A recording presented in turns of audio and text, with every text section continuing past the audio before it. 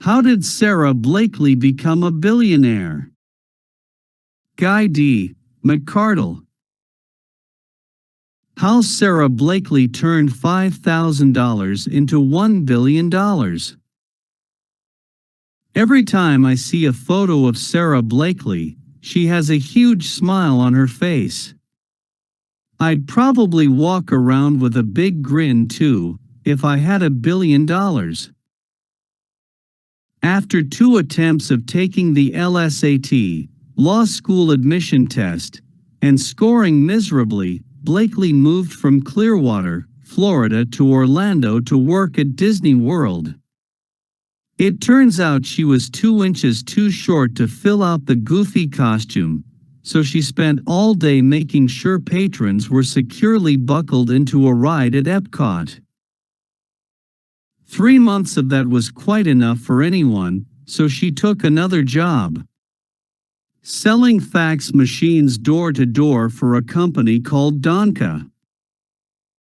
Wearing any business attire in Florida is simply miserable, and Blakely said she simply could not stand the way she felt when she was wearing pantyhose.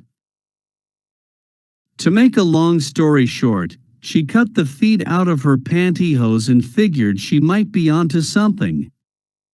She spent evenings researching hosiery in a college library and eventually developed a foundation undergarment for women.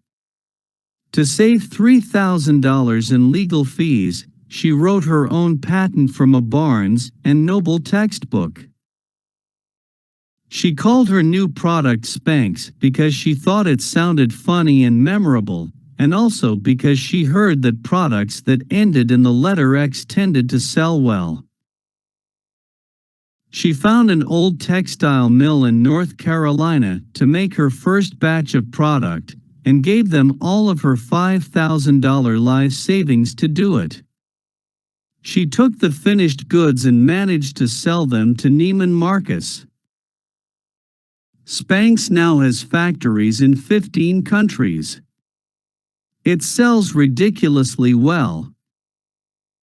In 2012, at the age of 41, Sara Blakely became the world's youngest female self-made billionaire.